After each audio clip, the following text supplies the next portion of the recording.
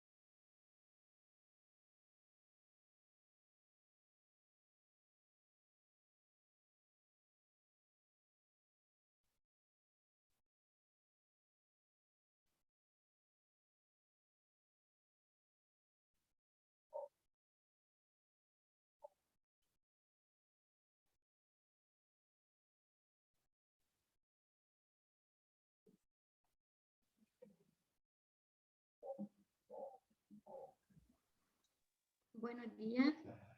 Se mira la presentación. ¿Sí se ve? Se mira. Ok.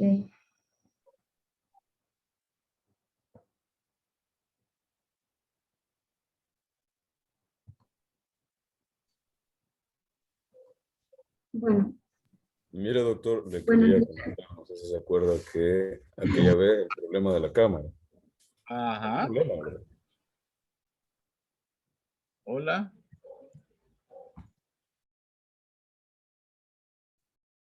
¿Qué me decías, Samuel? Samuel era, ¿verdad?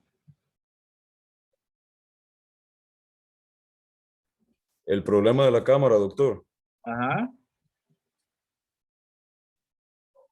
Vaya, fíjese ahorita que la voy a poner, que si no hay problema con que se vea así. Ah, que te ves como con radiografía. Ajá. No, no hay problema, dale. Vaya, doctor, gracias.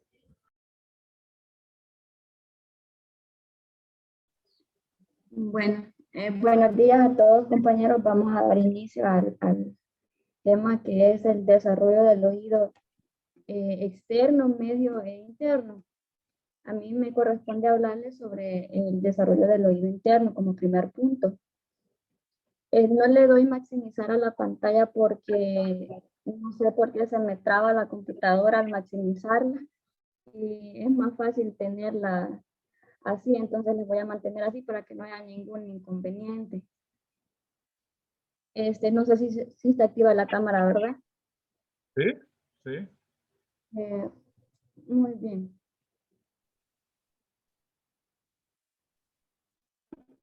El oído es una estructura compleja formada por tres partes principales, que es la que mencionaba, el oído externo, el oído medio y el oído interno, donde el oído externo consta del pabellón, que es la oreja, el meato auditivo, el auditivo externo, perdón, y las capas externas de la membrana timpánica.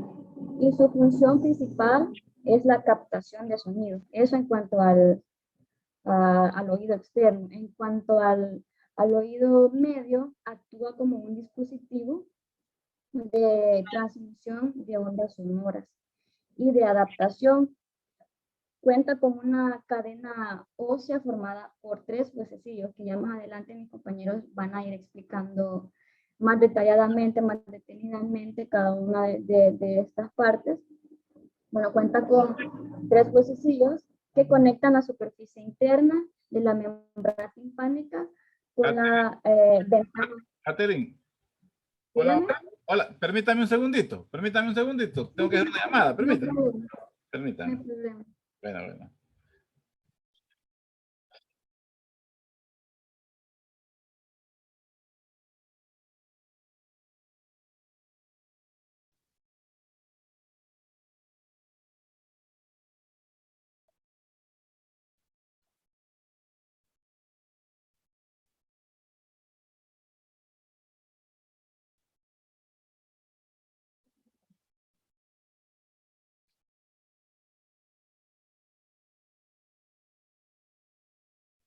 Hola, Ángela. Hola.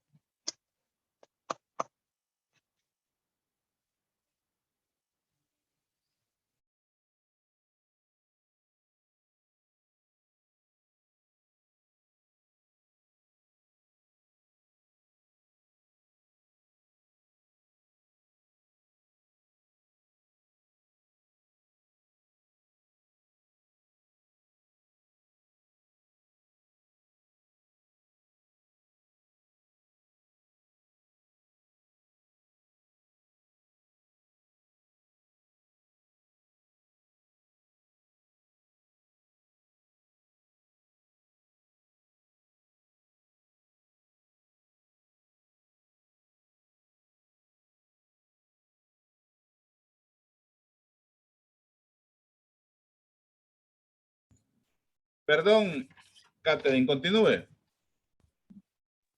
No hay problema. Continuando, mencionaba que el oído medio cuenta con 3 huesecillos, que más adelante mis compañeros van a profundizar un poquito más sobre lo que es el oído medio y estos 3 huesecillos que les menciono.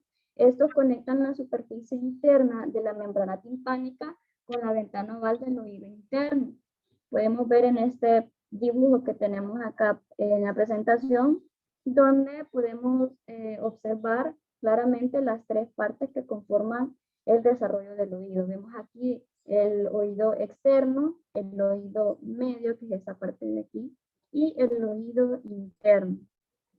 ¿Cuáles son las ventajas y los beneficios que nos brinda, nos regala este sentido? La audición y el equilibrio. Hablando un poco sobre el oído interno, que es la parte que me corresponde explicarles, este contiene un órgano sensorial primario con función auditiva y del equilibrio, como les mencionaba, funciones que dependen de la cóclea y del aparato vestibular, que eso nos vamos a estar enfocando, y hay que tenerlo presente, depende de la cóclea y el aparato vestibular. Continuando, en la tercera semana de gestación se lleva a cabo la gastrulación, que les voy a mostrar un pequeño esquemita. Se lleva a cabo la gastrulación. ¿Y qué es esto? Es la formación de las 3 capas embrionarias, que son las que ya conocemos. Vamos a regresar un poquito a las clases anteriores que hemos recibido con el doctor y nuestros compañeros también nos las han explicado, que es la formación del endodermo, del mesodermo y del ectodermo. ¿Por qué es importante mencionarla? Sabemos, recordando un poco, que del ectodermo, que es la parte que está en el color morado, del ectodermo se forma el sistema nervioso y la piel. Del mesodermo, que es esa parte que tenemos en color verde, vemos que se forman los músculos, el esqueleto, los riñones, el aparato y el aparato reproductor. Y del endodermo, que es la parte que está aquí en medio de color celeste, que podemos ver aquí, se forman las glándulas endocrinas, los pulmones, el sistema digestivo y el hígado. Aquí vemos, se puede ver el dibujito del feto, se pueden ver las partes que conforman cada una de las 3 capas embrionarias. Ahora, ¿por qué es importante mencionar esto? Porque a continuación les muestro en la presentación por qué es importante mencionar las 3 capas embrionarias. Y es porque aquí vemos un poquito mejor el dibujo que les estaba mostrando. El ectodermo, la parte de color morado, aquí está en amarillo el mesodermo y el endodermo de color celeste. Y es porque de cada una de estas capas embrionarias hay una función bastante importante. Por ejemplo, del ectodermo se forma el conducto auditivo externo, la capa exterior de la membrana timpánica, la porción celular del oído interno. Esto se forma del ectodermo. Hablando un poco del mesodermo, de ahí se forma el pabellón auricular, la capa media de la membrana timpánica, la cadena acicular y la porción ósea del oído. Ahora, del endodermo se forma el epitelio de la caja timpánica, la capa interna de la membrana timpánica y la trompa.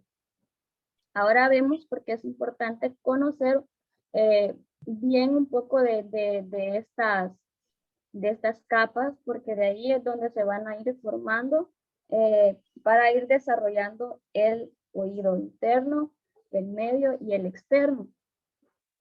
El oído interno inicia su desarrollo alrededor de la 4ª semana de gestación, con la aparición de las placodas ópticas.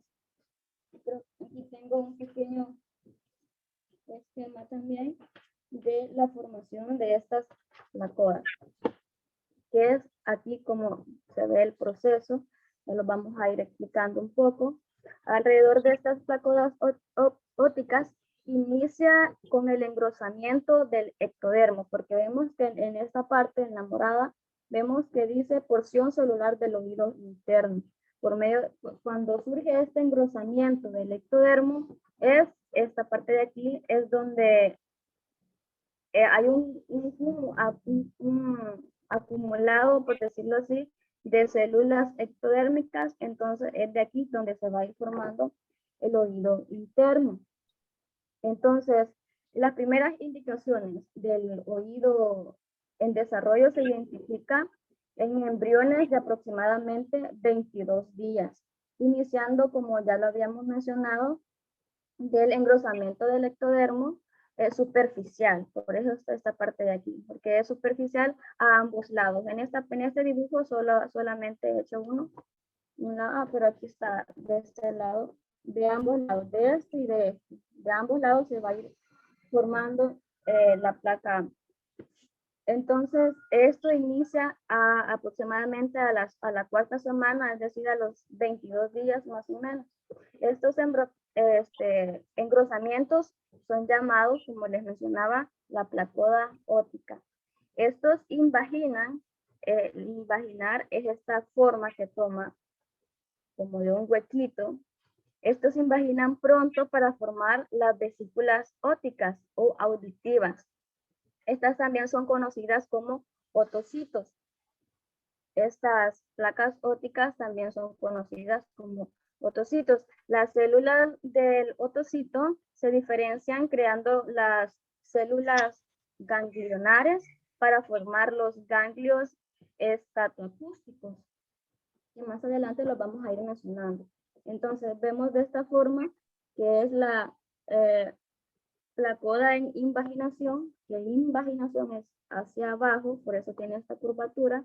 Y ya vemos cuando ya falta poco para cerrarse, este huequito ya no se llama placoda, sino se llama fosita óptica. Ya cambia su nombre a una fosita óptica, y ya cuando está formada la vesícula, ya cambia su nombre en la parte de adentro, ya está formada vesícula óptica. Y estas dos figuritas que se ven aquí, no sé si se puede apreciar esos dos, son las glándulas estatoacústicas que les mencionaba. Estas dos de aquí, que están justo a la par de la vesícula óptica. Entonces, así ya son las primeras formaciones del oído interno. Durante el desarrollo, cada vesícula se divide en un componente ventral y un componente dorsal, que es lo que les voy a mostrar en este momento. La vesícula óptica se forma en un componente dorsal y un componente ventral. Que este componente dorsal va a estar compuesto por el utrículo, el conducto endolinfático y el conducto semicircular. Esto con respecto al componente dorsal. Y el componente ventral va a estar conformado por el sáculo, el conducto coclear y el saco endolinfático. ¿Qué es lo que podemos ver acá? Esta figurita que está aquí más adelante, si no se puede apreciar aquí, les voy a mostrar unas imágenes en la presentación para que se pueda apreciar mucho mejor. Vemos aquí el conducto endolinfático, que es esta protuberancia que sale por aquí, es el conducto endolinfático, el divertículo, que es esta parte de aquí, y la parte utricular de la vesícula óptica, que es esta parte infladita que se ve por aquí. Entonces, estos son, por eso está conformado la vesícula óptica. Les voy a mostrar una pequeña imagen ahorita para que más o menos vayan relacionando con lo que les estoy comentando, que es esta. Por si acaso no se aprecia muy bien en el dibujo, aquí está mucho más claro. En la sexta semana del desarrollo, el sáculo forma una evaginación tubular, que en su parte inferior esta evaginación es conocida como conducto coclear. Penetra en el mesenterio circundante de manera aspiral. ¿Qué es esto? Esto es lo que surge en la sexta semana. Vemos aquí, este es el sáculo, si podemos ver aquí es forma redonda. Luego surge una evaginación, que es esta parte de aquí abajo. Ya esta evaginación es la que se llama el conducto coclear. Luego surge una espiral que vemos acá. Va surgiendo desde esta evaginación del conducto coclear, va surgiendo este aspiral, que ya para la octava semana, creo que sí, para la octava semana, como dice aquí, ya hay un aspiral bastante completo, que para la octava semana ya tiene que haber dado 2 vueltas y media este aspiral, ya en la octava semana. Este se llama órgano espiral de Corti. Este aspiral se llama órgano espiral de Corti. Ya tiene que estar bastante formada para la octava semana. Esta sección que une esta parte con el órgano de Corti se llama conducto de Hensen. Esta unión que está en este lado, que une al Corti, se llama conducto de Hensen. En la séptima semana, las células del conducto coclear se diferencian en el órgano espiral de Corti, que es el que me mencionaba aquí, que convierte, la función que tiene es que convierte las vibraciones sonoras en señales eléctricas para la audición. Entonces, esta es la función de esta parte.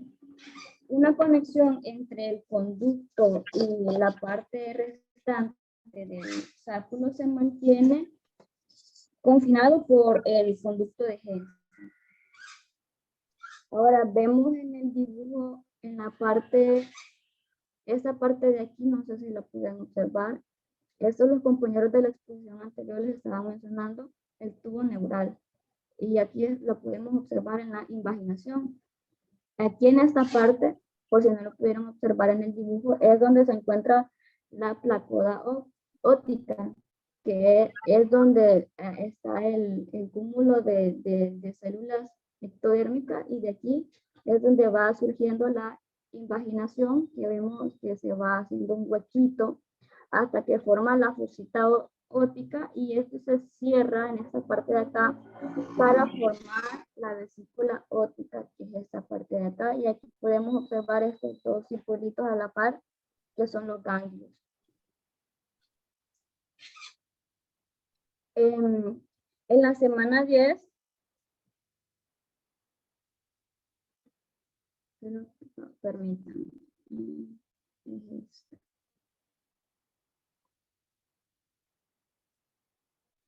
En el mesénquima que rodea el conducto coclear, pronto se diferencia un cartílago.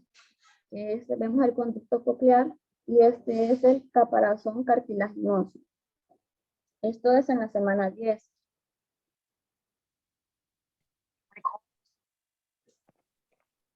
El caparazón cartilaginoso comienza a experimentar una vacuolación.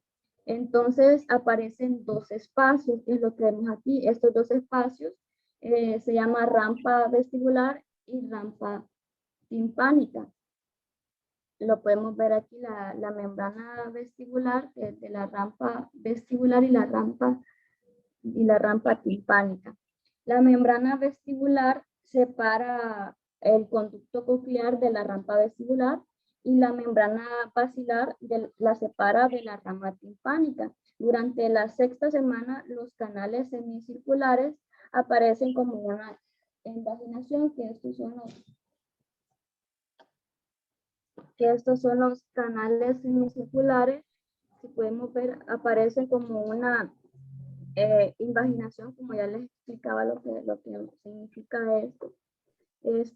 Aplanadas, ya no aparecen como lo vimos en la imagen anterior, sino que lo vemos como parece una florcita. Pero estas son los canales semicirculares y son aplanaditos, que es esta parte de aquí. En la parte de la vesícula óptica, con el tiempo estos canales, esta parte de en medio, la parte más delgadita, desaparecen y ya se forma este canal. Entonces ya hay 3 conductos semicirculares. En un extremo de cada canal se dilata para producir una rama ampular y una rama no ampular, que es lo que vemos aquí. Está la rama ampular, y esta que está por aquí es la rama no ampular. Sin embargo, dado que 2 de los extremos rectos se fusionan, se advierten solamente 5 ramas que penetran en el utrículo, 3 con ampollas y 2 sin estar dilatadas. Las células de la ampolla forman una cresta. La cresta ampular contiene las células sensitivas. Esta parte de aquí contiene las células sensitivas relacionadas con el mantenimiento del equilibrio, como les mencionaba, que es uno de los beneficios de los sentidos, que es el equilibrio. En las paredes del utrículo y del sáculo aparecen áreas sensitivas semejantes, que aquí se denominan manchas acústicas en la literatura. Los impulsos generados en las células sensitivas de la cresta y de las manchas como consecuencia de un cambio de posición del cuerpo.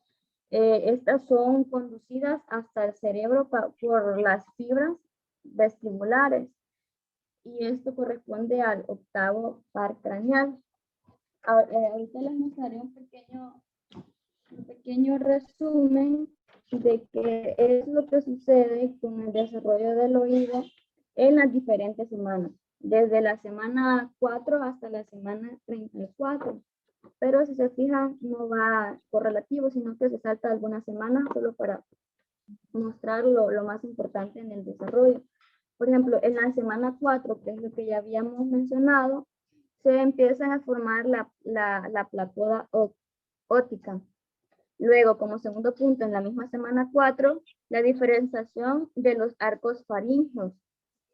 La cavidad timpánica, eso sucede en la semana 4. En la semana 6, la vesícula óptica, se va formando la vesícula óptica, el sáculo y el vesículo. Inician conductos semicirculares, inicia el laberinto óseo y los maleones del pabellón auricular se van formando también. Luego en la semana 8 se forma la primera vuelta coclear, inicia el pabellón auricular, el primero y el segundo arco, las células sensoriales, el martillo y el yunque del cartílago, el conducto auditivo externo, la primera hendidura, la cúpula coclear. Con eso finaliza la semana 8. Luego en la semana 9 inicia la formación de la membrana timpánica y el tapón meatal. Luego en la semana 10 el órgano de corte. En la semana 11 da 2 vueltas y media, que es lo que ya habíamos mencionado, la formación del octavo par. Y en la semana 12 las células sensoriales de la cóclea, el laberinto membranoso, termina la formación de conductos semicirculares. En la semana 16 inicia la osificación del martillo y yunque. La mácula bien definida. Eso en la semana 16. En la semana 18 inicia la osificación del estribo. Y en la misma semana 18 finaliza la formación del pabellón. Luego la semana 29 finaliza la formación de la membrana timpánica. En la semana 30 inicia neumatización del tímpano. Luego la semana 32 finaliza osificación del martillo y el yunque. Para la semana 34, el desarrollo de celdas mastoideas. Este es un pequeño resumen de lo que se forma durante las 34 semanas, que quizás en primera instancia solo entendamos las primeras porque es lo que conforma el oído interno, pero a medida que mis compañeros vayan explicando las siguientes partes del oído medio y el oído externo, vamos a ir comprendiendo lo que sucede en las siguientes semanas. Continúa mi compañero.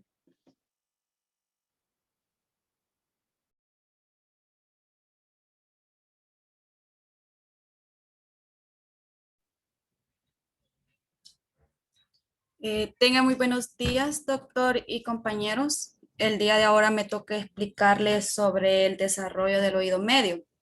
Pero para comenzar, ¿qué es el oído medio? Es una cavidad llena de aire que transporta las ondas sonoras en vibraciones y las transmite al oído interno. El oído medio es una cavidad casi cuadrada, ubicada en el interior de la porción petrosa, el hueso temporal. Es una de las 3 partes del oído, siendo las otras el oído interno y el oído externo. Y se encuentra en la parte superior del cerebelo, entre las masas encefálicas y el tímpano. Bueno, ahora ya hablando sobre lo que es el desarrollo del oído medio, el oído medio formará en el desarrollo posterior una cavidad timpática y el tubo auditivo. En este se está dando, gracias a la primera bolsa faríngea que se encuentra en el lado de acá, no sé si lo observan, que está cerca de comunicarse con el primer arco en invaginación, que se encuentra en esto de acá. Pero no es así como se comunicará, porque no se forman las branquias como en los peces. Esta es su porción distal. La bolsa formará el receso tubotimpático que se encuentra ya acá, dilatándose y que en su desarrollo posterior formará la caja timpática primitiva que se encuentra en esto de acá, también conocida como cavidad timpática primitiva. Y en su porción más medial formará el tubo auditivo. Como sabemos, y como lo explicó la compañera, el oído medio se encuentra en diversas estructuras, que son martillo, que es en esta acá, yunque y estribo.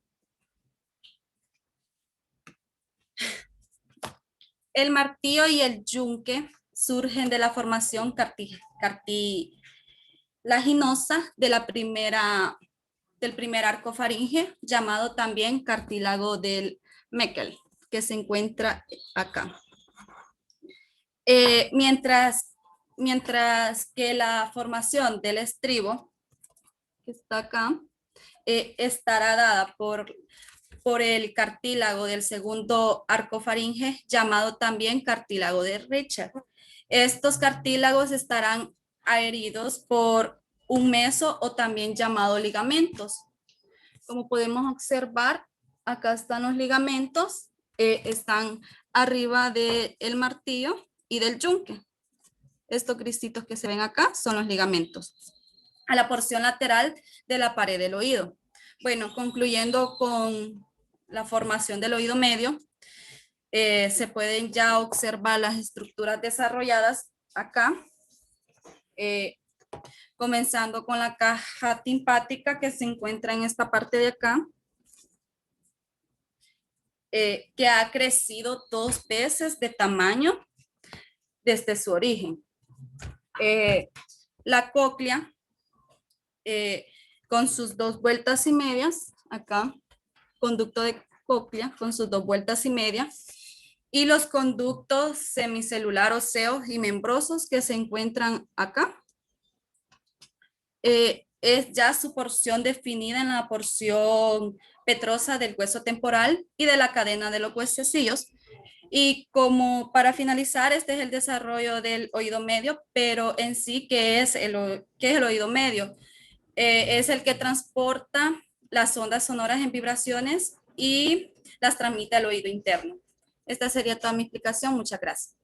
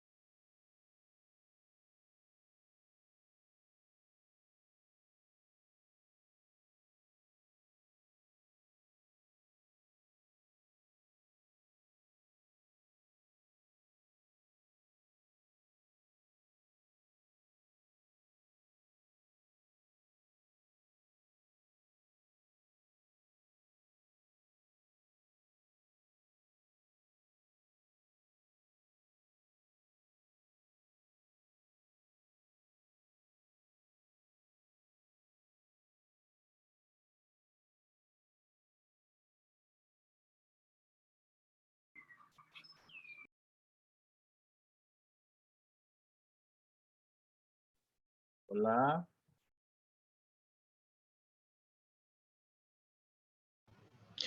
Doctor, creo que sigue otra compañera, pero ella estaba acá y como que quizás está teniendo problemas.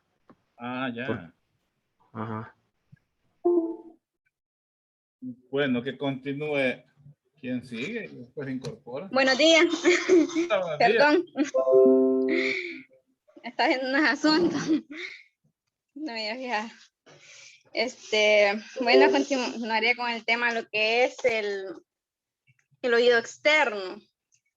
Sí se me escucha bien, ¿verdad? Sí, sí. Hasta demasiado. Bueno, para comenzar, al revés lo tenía. El oído externo, pues, para comenzar, es una cavidad o espacio que se encarga en sí de, básicamente, como de llevar los sonidos externos hacia el oído medio. Entonces, este conducto auditivo externo, que es la parte que se conduce hasta lo que es el tímpano. Hasta ahí se encuentra el oído auditivo externo y se desarrolla a partir de la parte dorsal del primer y segundo surco faríngeo que rodean en sí la primera hendidura faríngea. Entonces, en el tercer mes, el conducto auditivo no se oblitará, o sea, no se cerrará, ya que las células ectodérmicas de la parte profunda de este tubo proliferan formando una placa epitelial sólida. Esta capa se le denomina lo que es el tapón meatal. Aquí les tengo una imagen, bueno, este es el oído.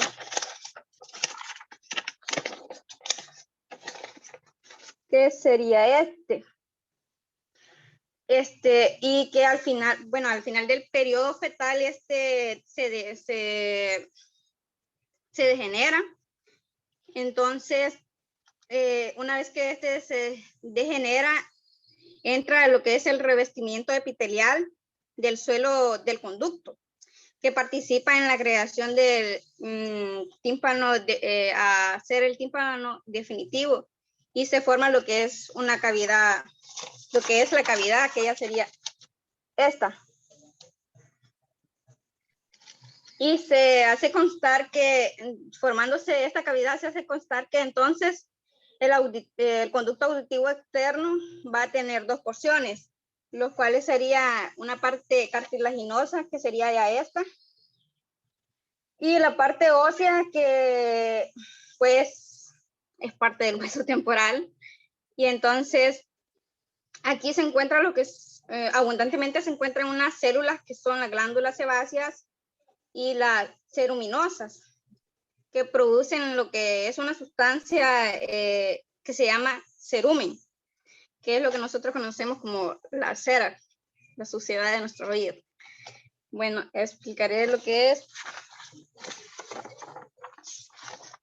el tímpano. La membrana timpánica, esta es la que separa el oído medio del externo, y las ondas sonoras son las que hacen vibrar al tímpano y se transmiten al oído medio.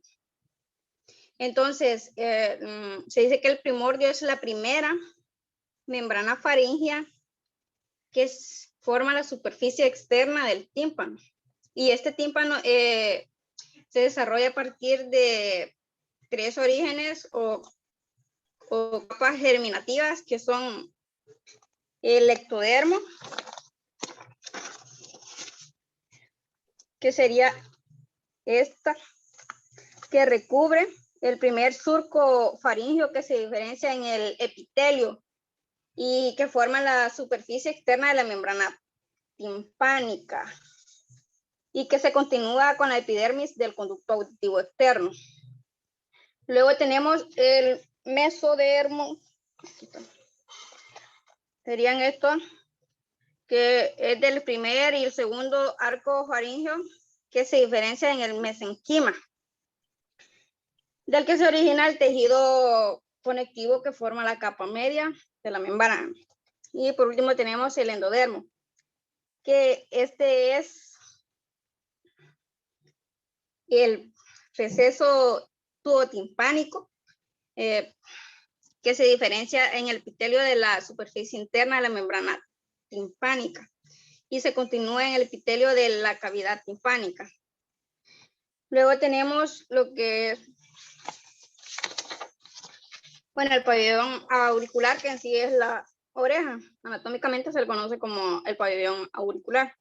Entonces, para entender mejor, estábamos hablando de lo que son los surcos. Bueno, la oreja se desarrolla alrededor de la primera hendidura braquial. Las hendiduras son estas. Durante la sexta semana, que aparecen 6 prominencias, aquí están las 6, o elevaciones, que son 3 del primer arco braquial y 3 del segundo. Y estas prominencias auriculares formadas por la proliferación del mesenquima subyacente. 3 tubérculos se forman en el primer arco, perdón. Surgen los que son las partes del hélix, la concha y el trago. Y de los tubérculos del segundo arco es el hélix, el antihélix y el antitrago y el lóbulo. Para entender mejor esta, les voy a explicar las estructuras que forman este oído.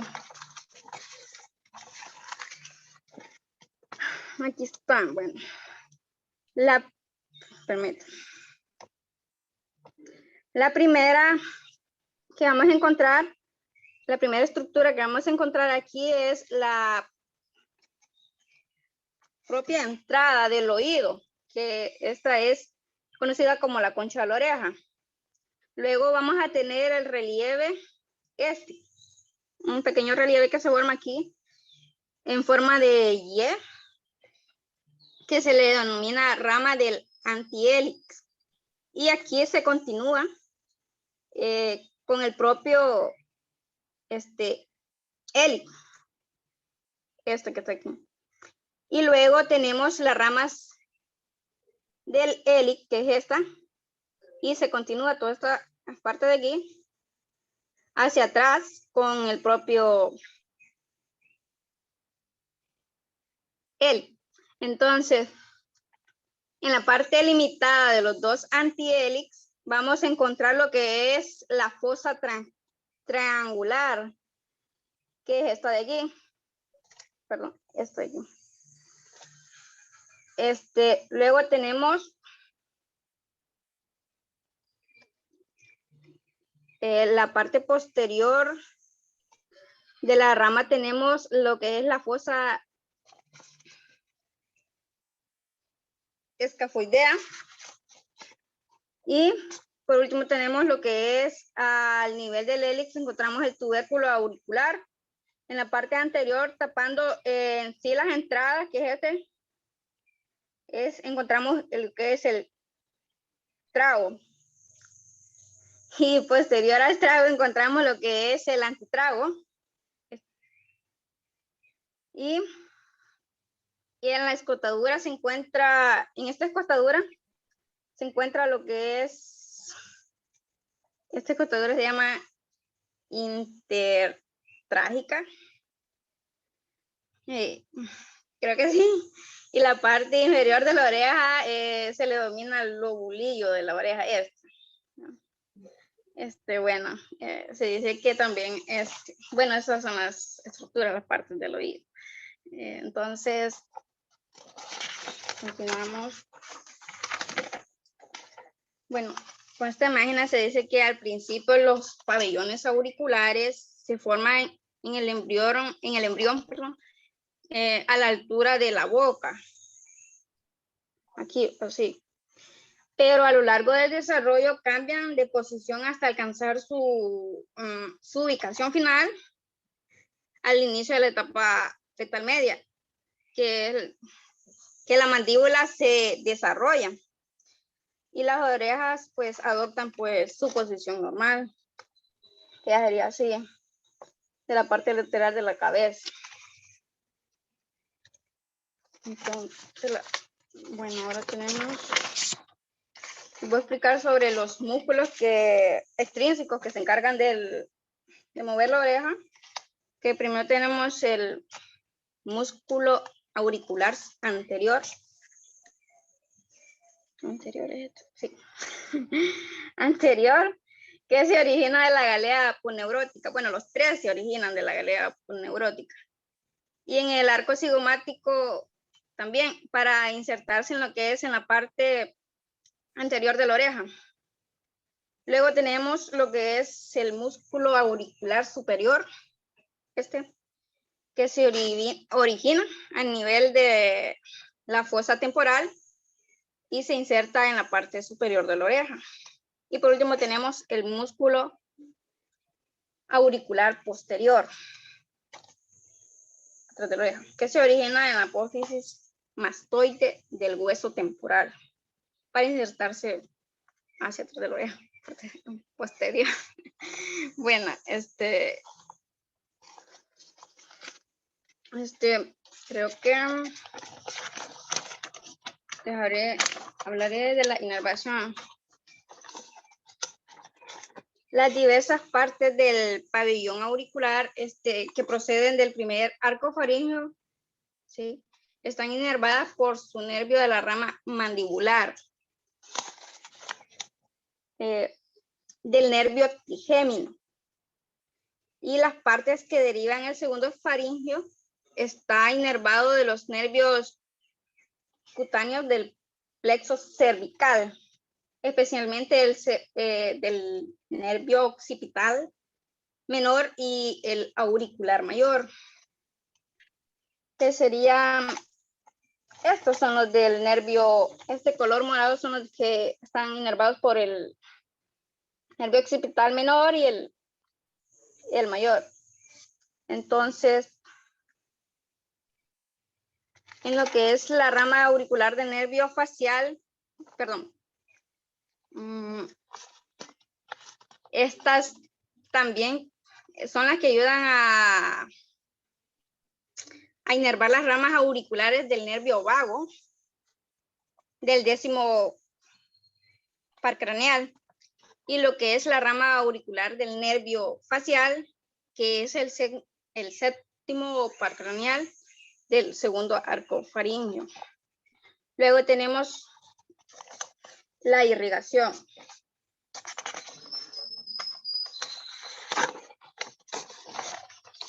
Que es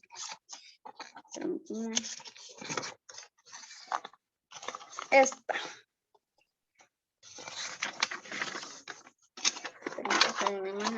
Perdón.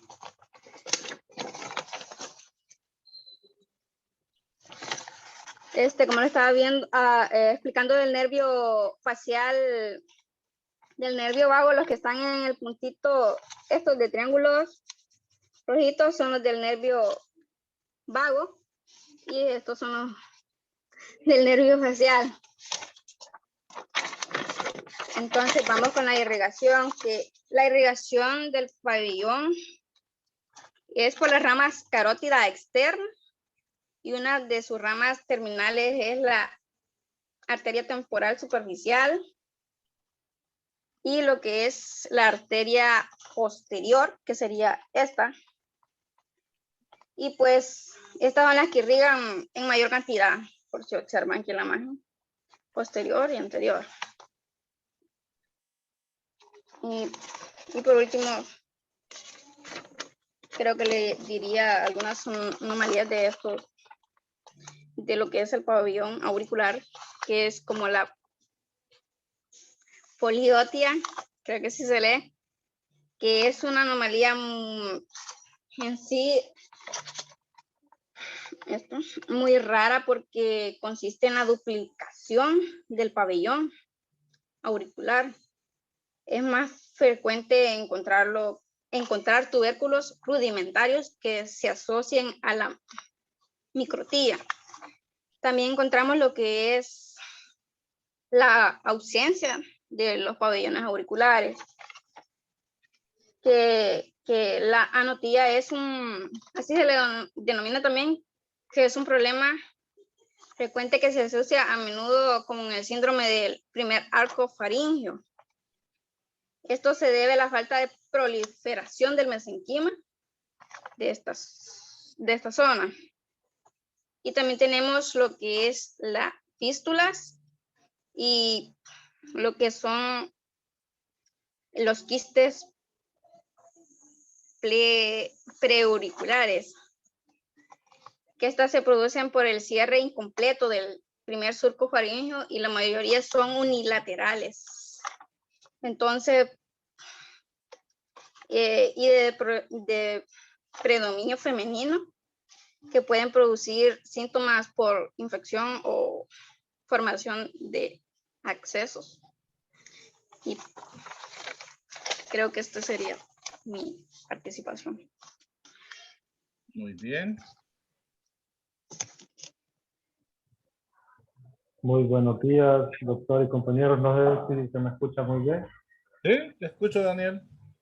Perfecto. Entonces, yo les hablaré sobre lo que son las anomalías del oído.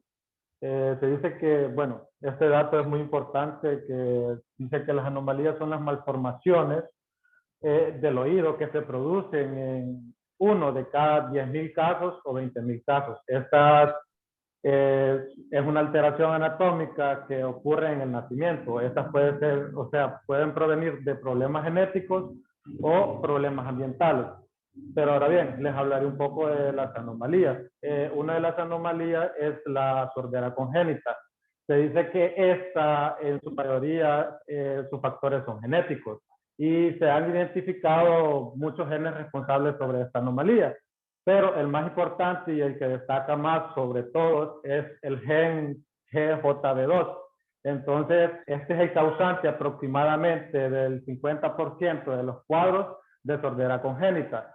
Entonces, pero es de sordera congénita recesiva, no sindrómica. Se dice que esta se puede asociar a otros defectos en la cabeza y el cuello como parte del síndrome del primer arco, como lo estaba explicando la compañera anteriormente. Y se dice que las alteraciones en los huesecillos y en el yunque acompañan a menudo a este síndrome. Otras podrían ser como las infecciones por el virus de la rubeola durante el periodo crítico de desarrollo interno y especialmente a lo largo de la 7ª y 8ª semana se puede originar defectos en el órgano espiral con sordera.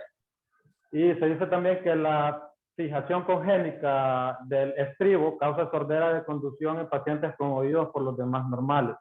Luego vamos con lo que son las alteraciones del pabellón auricular, que se dice que son defectos graves del pabellón, o sea, los defectos graves de este pabellón no son muy frecuentes. Entonces, pero los de carácter menor son bastante comunes. Hay grandes variaciones en la forma de la oreja.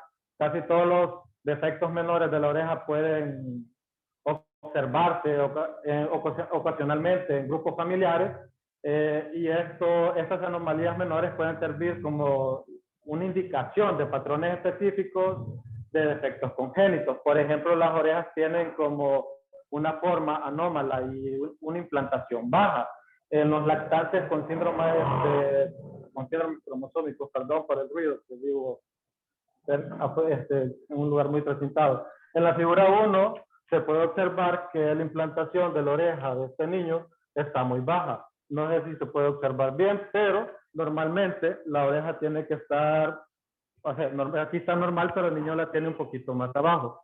Entonces, normalmente se puede observar en niños con la trisomía 18, en niños con síndrome de Down. Estos problemas también se pueden observar en los hijos de mujeres tratadas con ciertos medicamentos durante el embarazo, como por ejemplo el medicamento de trimetadiona, parece que se llama. Luego de esto vamos con las apéndices auriculares. Se dice que las apéndices auriculares son acrocordones cutáneos. Estos son infrecuentes y pueden deberse al desarrollo de promontorios auriculares accesorios, como por ejemplo aquí. Se hace como un pequeño agujero en esto de acá y se dice que estos apéndices aparecen generalmente por delante de la oreja, como les señalaba en esto de acá. Es más habitual que sean unilaterales que bilaterales, pero los apéndices auriculares muestran a menudo unos pedículos estrechos y están constituidos por un indicador que existen entre otros defectos congénitos asociados, como la atresia del conducto auditivo externo, que es creo que se da en el 80% de los casos, y las anomalías en el oído medio. Y las causas de estas pueden ser genéticas y ambientales. Luego vamos con los senos y las fístulas preauriculares. A veces se observan pequeñas depresiones cutáneas o superficiales en una zona triangular por delante de la oreja. Por ejemplo, podemos ver en la figura número 4 que acá tiene una malformación. Luego pasaríamos, dice también que presentan una abertura puntiforme. En algunas ocasiones obtienen como una masa cartilaginosa vestigial.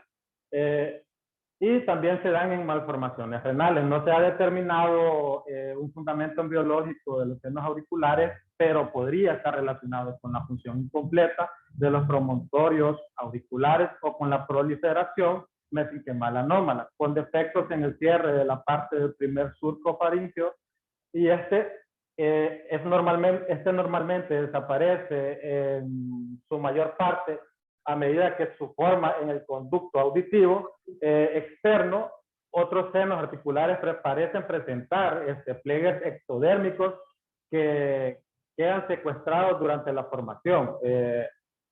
Después los senos bilaterales son como característicamente familiares, o sea, vienen características familiares, y la mayoría de estos senos evolucionan de manera asintomática y solamente tienen una importancia estética, y estos vienen como un poquito estético, digamos, y de grado menor, aunque se pueden también infectar, o sea, pueden agarrar una infección, y lo cual puede traer más problemas a futuro. Luego vamos con las fístulas auriculares. Estos son como unos canales estrechos que hacen que la piel de la zona preauricular contacte con la cavidad timpánica o con la fosa amigdalar. Son extremadamente infrecuentes. Luego de esto vamos con la artresia del conducto auditivo externo. Esta artresia significa como una especie de bloqueo de este conducto que se debe a la ausencia de la canalización del tapón meatal. Entonces, generalmente, la parte profunda del meato permanece abierta, pero la parte de la superficie queda bloqueada por tejidos óseos o fibrosos, la mayoría. En la mayoría de los casos se asocia el síndrome del primer arco. Se presenta con mucha frecuencia y se da un desarrollo anómalo de los primeros arcos faríngeos en el pabellón auricular. También suele estar gravemente afectado en ocasiones, ¿verdad? En ocasiones también se observan, además, defectos en los oídos medios, internos, o a veces en ambos. En la artresia del conducto también se puede ser uni o bilateral, y en general un problema se transmite hereditariamente, o sea que puede venir por generaciones en la genética familiar y de forma automística, en forma dominante. Luego vamos con la ausencia del conducto externo. Esta es infrecuente también, no se da tanto en estos casos. El pabellón auricular suele ser normal. Este defecto se debe a la falta de expansión interna de la primera hendidura branquial y al hecho de que no desaparece el tapón meatal. Luego de esto pasamos con colesteatoma congénito. Esta es una acumulación de células epiteliales querantizadas que queda retenida después del nacimiento. Estos restos aparecen como una estructura blanquecina y de tipo quístico, que se localiza por dentro y por detrás del tímpano, y también es posible que estos restos estén constituidos por células procedentes del tapón meatal, entonces que se desplazan durante la canalización del conducto auditivo externo. También se ha sugerido que el colesteatoma congénito pueda tener su origen en formación epidermoide, que normalmente involucra a las 33 semanas de la gestación. Estos también pueden crecer y infiltrar en el hueso diapente. Esta sería toda mi participación. Muchas gracias por su atención. Ok, Daniel.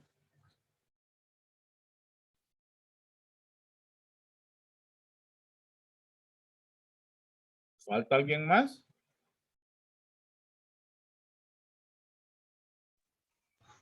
Creo que no. No. No, doctor. Solo éramos 4. Ah, vaya, magnífico. Magnífico, muy bien. Vamos a ver, la vesícula, sí, la vesícula óptica. ¿De dónde se desarrolla? Este es lo primero que aparece. ¿De dónde se desarrolla la vesícula óptica? Mejor digamos, ¿en qué semana aparece la vesícula óptica?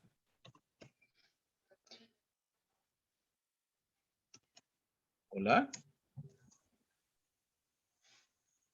En los primeros 30 días. 30 días, o sea, ¿cuántas semanas? Entre 4, La 5 cuarta semana. semanas. En la cuarta semana, estamos bien. En la cuarta semana. ¿Y esta vesícula óptica en qué se desarrolla? ¿En qué termina? ¿O a qué da forma ella? ¿O qué genera? El laberinto membranoso. El laberinto membranoso. ¿Y el laberinto membranoso qué es?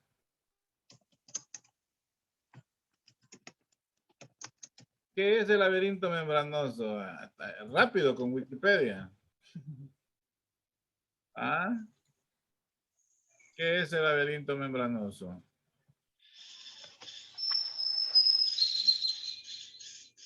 ¿Hay alguien más del grupo? Son como conductos, por decirlo así, licenciado. Perdón, doctor. Para ponerme 3 años más, hombre.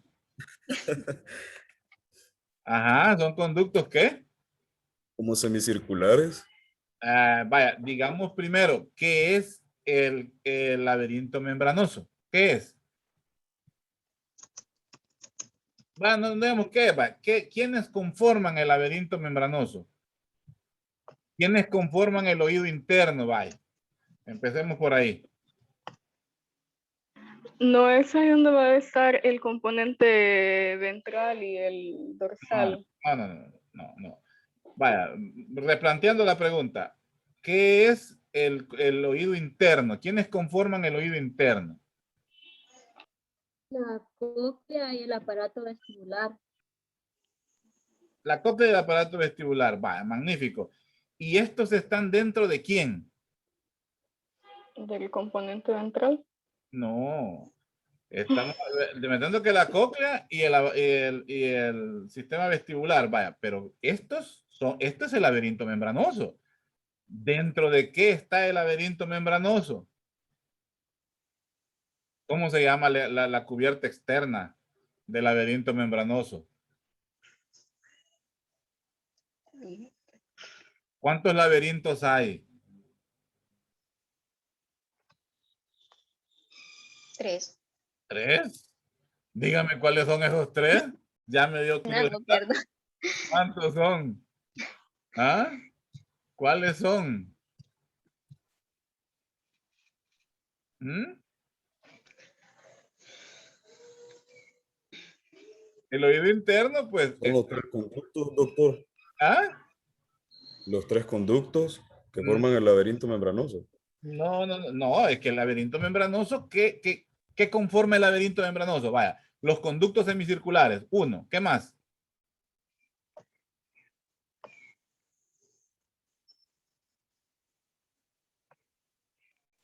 El sáculo y el utrículo, doctor. El utrículo y el sáculo. ¿Y qué más?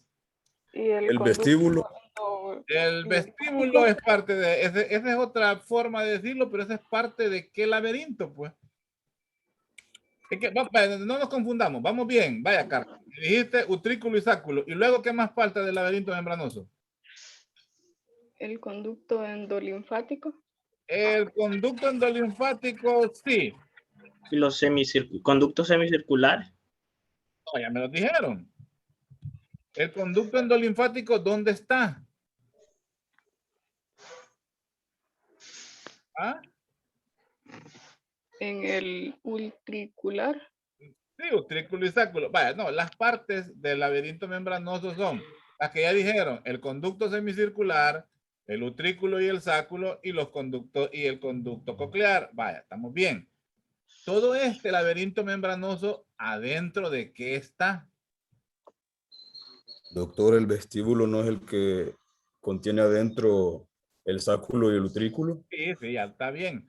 Pero el vestíbulo es una parte de qué laberinto, pues.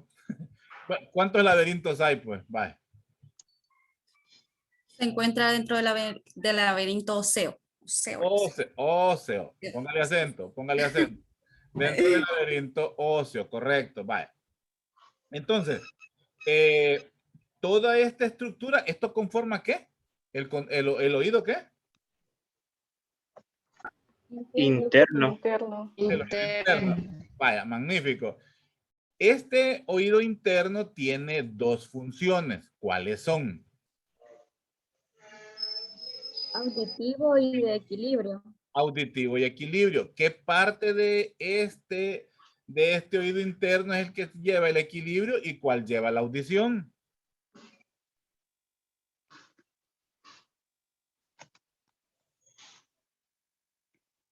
¿Mm?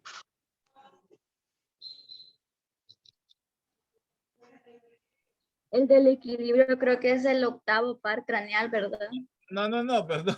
No, sí, claro, es el octavo par craneal, es el vestíbulo coclear, pero el mismo nervio lleva dos raíces, por decir así. Es más, él se introduce por el conducto auditivo interno y llega hasta el laberinto membranoso y ahí se divide. Llega al laberinto óseo y ahí se divide en su porción vestibular y en su porción coclear. Por eso tiene una función de equilibrio, que es la función vestibular, y la de coclear, que es la auditiva.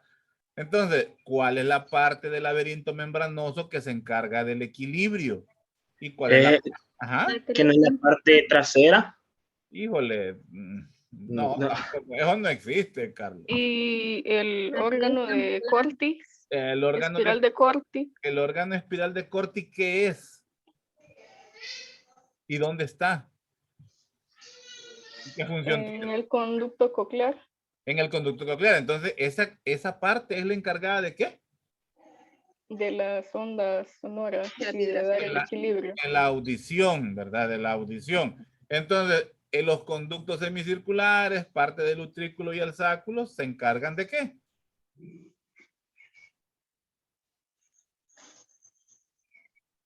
¿Qué otra parte me falta? Ya hablamos de la audición, la otra parte es el equilibrio, ¿verdad? Vale. Sigo. Entonces, en un caso de una sordera congénita, ¿cuál pudiera ser el problema? Sordera congénita. ¿Cuál pudiera ser el problema? ¿No sería una mutación en los genes, doctor? Sí, pero ahí estamos hablando de algo bien general. Yo quiero algo específico de acuerdo como una complicación en la formación de los montículos. ¿En la formación de los qué? De los montículos. ¿Cuáles montículos, Wendy? ¿A qué montículos se está refiriendo usted?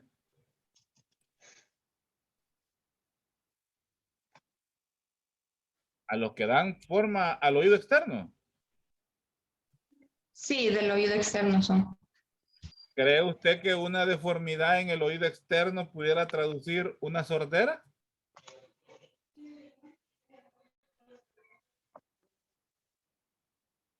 Por ejemplo. ¿Y la falta de oxígeno durante el parto no la puede producir? ¿O el uso? No, espérenme. No, sí, esos ya son factores externos. Como estamos viendo embriología, estamos viendo desarrollo, porque ese es el tema realmente, desarrollo del oído.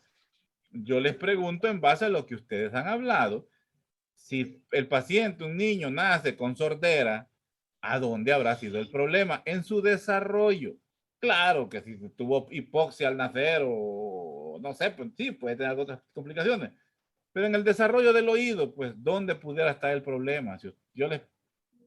Mencionábamos de que el órgano de espiral de Corti es el encargado de transmitir las vibraciones, ¿verdad? Entonces, si no hay desarrollo, por ejemplo, en la sexta semana del sáculo que va formando la evaginación, que es el conducto coclear, que es donde va la espiral, se va desarrollando la espiral, entonces ahí creo que hay problema Exacto, eso es lógica. A eso es lo que yo quiero que ustedes le agarren la onda realmente, a la lógica. Ustedes han hablado de un tema. Entonces ahora esa información ustedes la tienen que integrar a las diferentes situaciones que les van a ir llegando. Esta es una pregunta de que cualquierita les va a hacer más adelante. Entonces, si la audición tiene que ver con el conducto coclear, tiene que ver con el órgano de corte, tiene que ver con la membrana timpánica, tiene que ver con los huesecillos. Entonces ustedes tienen que aducir que algún problema en el desarrollo de esas situaciones, de esos órganos, son los que pudieran desencadenar sordera. Un problema a nivel del oído externo difícilmente les va a causar sordera, más que todo lo que les puede dar es o una hipoacusia, o sea, disminución de la audición, o una deformidad estética. Por ejemplo, unas orejas de implantación baja, se pueden ver las orejas un poco más abajo, como que le nacen casi del cuello al paciente, ¿verdad? O los lóbulos muy prominentes, o el trago demasiado grande, eso pudiera ser, ¿verdad? Ya con algo externo. Vamos a ver, por ahí me hablaron, hay un virus relacionado con una enfermedad por viral relacionado con la sordera en la madre. ¿Cuál es? La rubeola. El virus de la rubeola, ¿verdad? El virus de la rubeola se ha relacionado con problemas pues, de sordera. Vamos a ver, ¿y de qué bolsa faríngea se origina esto de los laberintos? ¿De qué bolsa faríngea? Queda como remanente. Esto queda como remanente. La que se da a partir del endodermo, doctor, la bolsa faríngea. ¿Qué bolsa faríngea es? Pues de la 1 a la 6, ¿cuál es? 1 y 2. ¿Perdón? 1 y 2. La 1. La 1. La 2 no tiene nada que ver. La 1. Vamos a ver. Y en sí el oído interno. Volvamos al oído interno. De las 3 primeras subdivisiones o de las divisiones primitivas del encéfalo, ¿de dónde se origina el oído interno? Prosencéfalo, metencéfalo y rombencéfalo. ¿De cuál de esos 3 se origina? Del rombencéfalo. Del rombencéfalo. Está muy bien, del rombencéfalo. Y entonces, ¿de dónde se origina el nervio vestíbulo coclear? ¿De qué parte específica del tallo encefálico se origina el nervio vestíbulo coclear?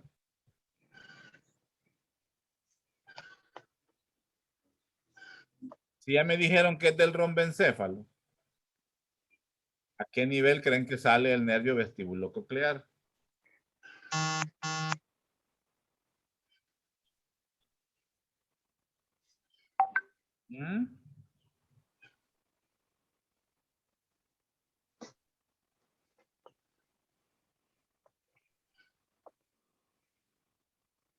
Está entre el puente y la médula oblonga. Ahí nace el cabal en el surco, se llama surco bulbopontino. ¿Qué se llama? Surco bulbopontino. Me hablaron de la trompa de Eustaquio. ¿Qué es la trompa de Eustaquio?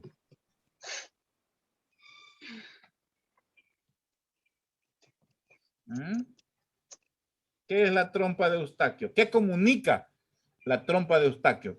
¿Qué es lo que comunica la trompa de Eustaquio?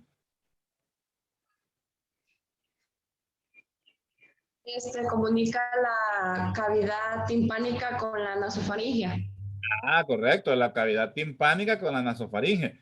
La comunicación que existe es para equilibrar la presión, la presión atmosférica con el oído, o sea, para que no haya diferencias de presión. Los que ya han viajado en avión saben que cuando uno viaja en avión automáticamente se tapan los oídos por los cambios de presión. Masticando chicle, abriendo la boca, bostezando, pues se destapa. Es algo normal, pero también es una forma de proteger al oído. Eso pasa, por ejemplo, en la enfermedad de los buzos, cuando bajan a grandes profundidades y luego suben rápidamente, sangran porque las diferencias de presión lastiman el oído y puede provocar sordera. Los que somos hipertensos también tenemos problemas de que se nos tapa la comunicación por los mismos cambios de presión, pero la presión ya de la sangre. ¿Qué más les puedo preguntar? No, ya estuvo. Estamos bien, chicos. ¿Quién va después? Ahí sí va el grupo de Dalila, ¿sí, verdad? Sí.